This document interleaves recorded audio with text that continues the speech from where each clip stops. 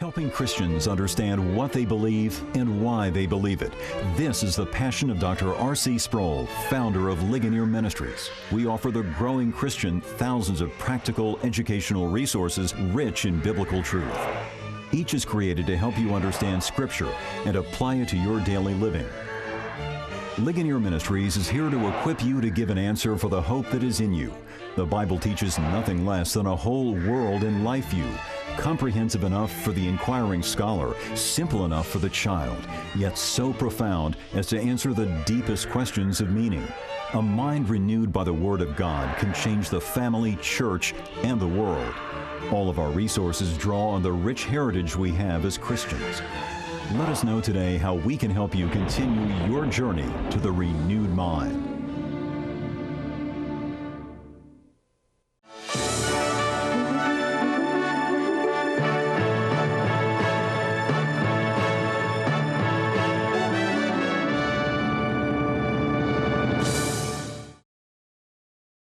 We continue now with our study of apologetics. We recall that what we've been examining in the past lectures are the options, or the alternatives, to give a sufficient reason to explain reality as we encounter it.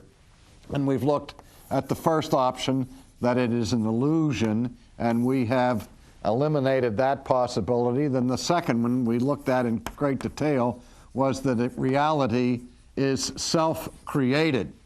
And when we examined that, we saw that from an analytical perspective, from a logical analysis, this is a self-defeating idea. That is, it is absurd by definition because it's rationally impossible. Then the third alternative we looked at was that the universe is self-existent or created by something ultimately that is self-existent. Now, with the concept of self-existence, we understand immediately that of the four alternatives, already we've established that there must be something, somewhere, somehow, that's self-existent because we've eliminated the others by the impossibility of the contrary. Now, then we're going to have to discuss where and what it is that is self-existent. But first of all, I want to just look at the concept of self-existence. And the first thing we want to ask is this question: is it possible for anything actually to be self-existent? We've seen that it's logically impossible for something to be self-created, again, because for something to create itself, it would have to exist before it was, and it would therefore have to be and not be at the same time in the same relationship. And so logic eliminates this as a rational possibility. Now I'm asking the question, is the idea of something's being self-existent and eternal a rational possibility? Now, there have been times in the past in the history of philosophy when some people have gone so far with reason that they have actually argued that if anything can be conceived of rationally, it must in fact exist in reality. That's not what we're going to be trying to demonstrate now. For example, I can conceive of the existence of a unicorn.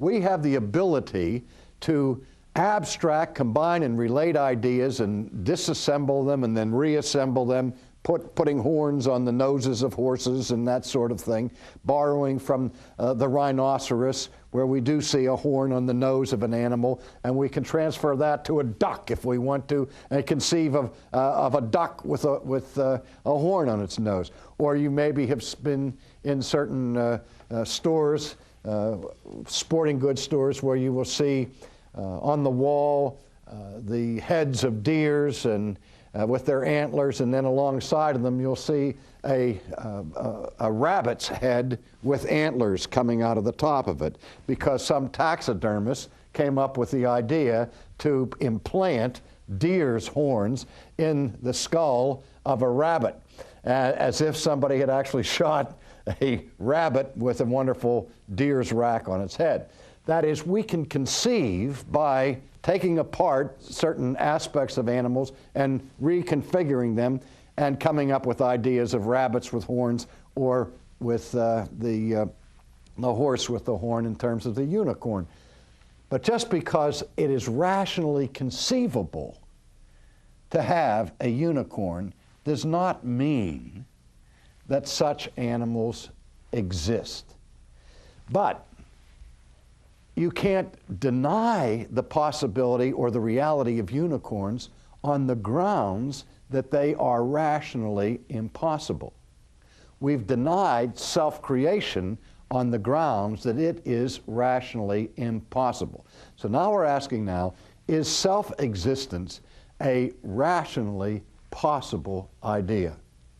Now, when we put together or side by side these two ideas, self-creation and self-existence, they seem so similar that some people will respond and say, well, if self-creation is rationally impossible, so self-existence must also be rationally impossible. And if we're going to account for reality, we're going to have to make a choice here between two rationally impossible or inconceivable ideas. And so what difference does it make whether you go to self-creation or self-existence? Well, here's the difference. There is nothing illogical whatsoever about the idea of a self-existent eternal being. That is, of a being that is not caused by something else. Remember, we said at the beginning that one of the problems we have in the discussion of the existence of God is that some people misunderstand the idea of the law of cause and effect, saying that it means that everything must have a cause. And I said, no, the law of causality says every effect must have a cause, because an effect by definition is that which has been produced by something outside of itself or beyond itself. But the idea of an uncaused being is perfectly rational. Now, just because we can conceive of an uncaused being, something that exists in and of itself from all eternity, that is not caused by something outside of itself, does not mean that it would indeed have to be, just because we can conceive of it. But all I'm saying at this point is that we can conceive of the idea of a self-existent eternal being without violating rationality. So I'm saying that reason allows for the possibility of this, while it does not allow for the possibility of self-creation. Now, I just said a moment ago that just because I can conceive of the rational possibility of a self-existent being does not mean that it in fact exists. Because theoretically, we could say that it is rationally conceivable that nothing would ever exist. Let me say it again. It is rationally conceivable that nothing exists now and nothing ever existed. However, once we take that step that we took at the very beginning of this construct, that if something exists, then that changes everything. Because if something exists, then the idea of self-existent being becomes not only possible, but necessary. Let me say it again. If there is anything that exists, now the idea of something that is self-existent becomes not merely a rational possibility, but it becomes a rational necessity. And so let me explore that idea in a little bit more detail by, again, putting the idea of self-existence, which in theology we call the attribute of aseity. That is, that something exists in and of itself. It is uncaused. It is uncreated. It differs from everything in the universe that has a cause, that is dependent or derived. And so this idea of a self-existent, eternal being that has the power, or aseity, means it has the power to be in and of itself. Or another way of saying it is that it has the power of being in and of itself. It doesn't gain its existence or its being from something antecedent to itself, but it has it inherently. And because it has it inherently, it has it eternally. There was never a time that a self-existent being did not exist. If it did, then it would be not self-existent. It would have to have been created by something else. And so a self-existent being is, by definition, one that always has been. So, in any case, as we look at this idea of self-existence, we're now saying that it exists not only, possibly, from a viewpoint of reason, but also necessarily. Now, when St. Thomas Aquinas was arguing for the existence of God in his day, one of his 5 arguments was an argument for God from the principle of necessary being. So that in theology, God has been called the ens necessarium, that being whose being is necessary. Now, there can be a little bit of confusion at this point. It gets a little bit complicated, so we're going to have to think carefully now and closely. When philosophers and theologians speak about God as necessary being, there are 2 distinct ways in which God is described as a necessary being.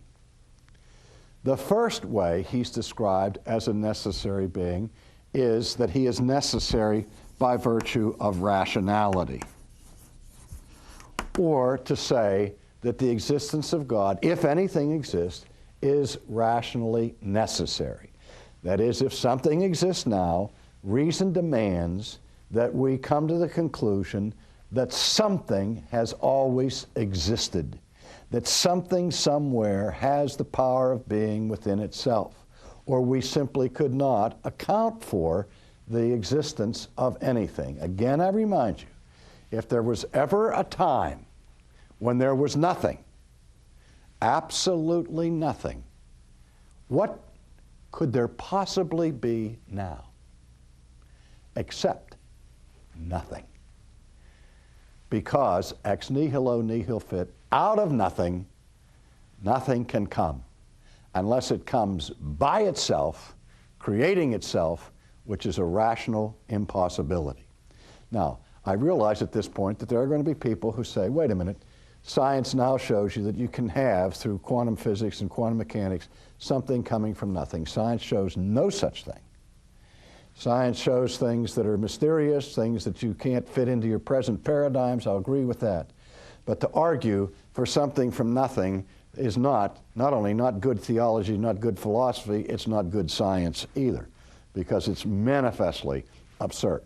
So, but we know that something exists now. So that means there could never been a time when there was absolutely nothing. There's always had to be something. Now, so far we haven't demonstrated that it's God, but we're only arguing at this point that there must be something that has the power of being within itself and has always been there. And because that is a being whose being is necessary logically. It's a logical necessity that we postulate such an idea of self-existent being. Again, we began with the rational possibility of self-existent being, but given the thesis that there is something that exists now rather than nothing, then that takes us to the next step, that there must be a self-existent being through rational necessity. So that when we talk about God being a necessary being, in the first instance, what we mean by that is that his existence is a necessity of rational postulation. Reason demands the existence of a self-existent eternal being. And that's very important for the Christian who's trying to defend their faith. Because let me just say as an aside right now, that the guns of criticism against Judeo-Christianity are aimed and focused almost exclusively at the idea of creation and the idea of a creator. Because if you can get rid of creation and get rid of a creator, then the whole concept of God collapses. And so people are trying to argue that if you're going to be rational and scientific, then you have to believe in a universe without God. What we're trying to do is turn the guns around and say to the people out there that are saying that, they need to turn the guns in on themselves and realize that what they are postulating as an alternative to full-bodied theism is manifest irrationality and absurdity. That reason demands that there be necessary being. But that's only one way in which we define the idea of necessary being. That is, it is rationally necessary.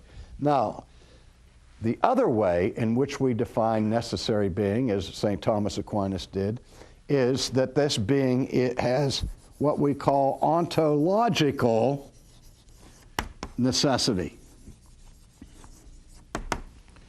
Now here it gets a little bit more abstract, a little more difficult if you're not a student of philosophy.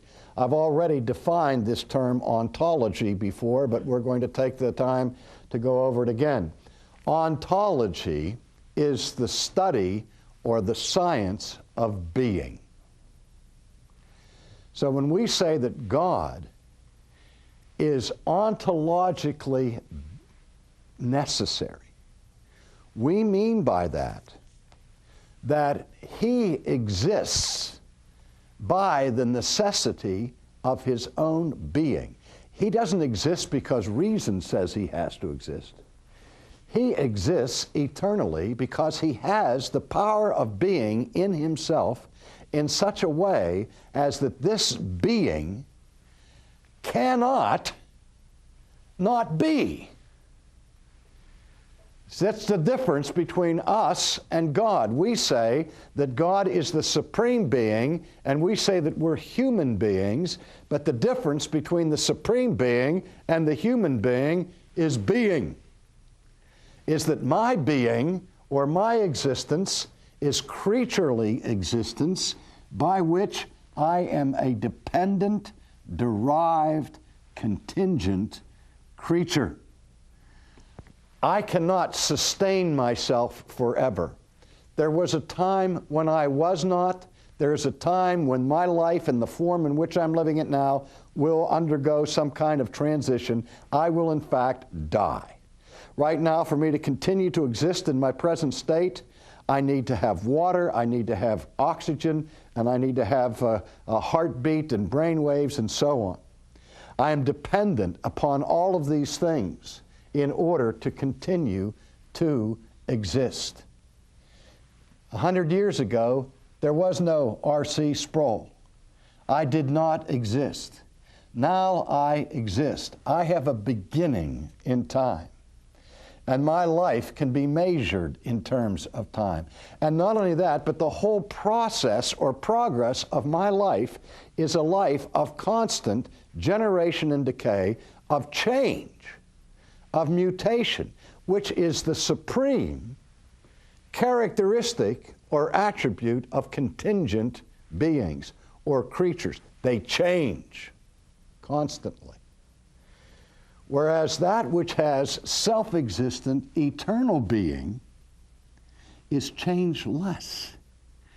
because it is never losing any of the power of its being, nor is it gaining anything in the scope of its being, because it is what it is eternally, and it's not that it borrows or adds something to itself after 500 years of eternity.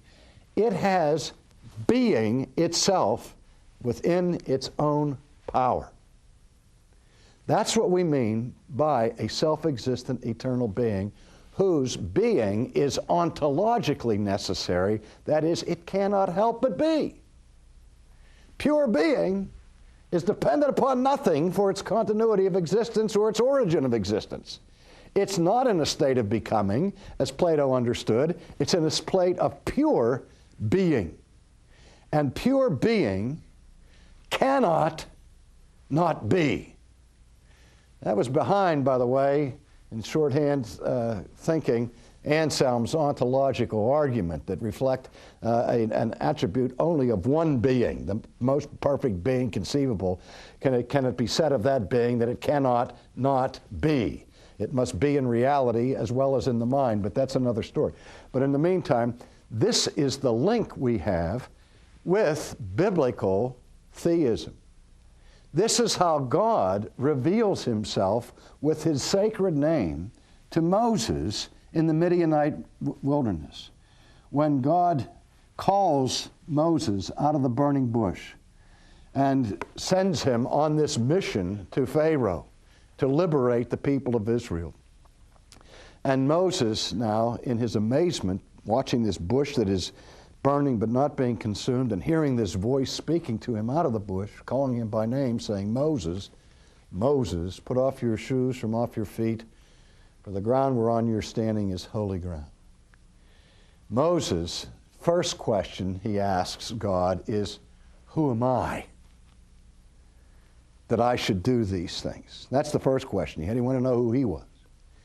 But then very quickly he moved to the big question when he says to God, "Who are you? Who shall I tell the people of Israel has authorized me to ask them to go on this act of rebellion against Pharaoh? Who shall I say to Pharaoh, says, 'Let my people go'?" And God answers him by giving him his sacred name, his memorial name, the name by which he is known from all generations, by saying to Moses, Yahweh, which being translated means, I am who I am. I am is sending you. You see, not I was, or I will be, or I'm in the process of change or becoming, but I am who I am. He uses the verb to be in the present tense. This is the name of God, the one whose being is always present, eternally present, and eternally unchanging, without whose being nothing else could possibly be. Now, does that self-existent eternal being have a name by the name of God, or is it the universe itself?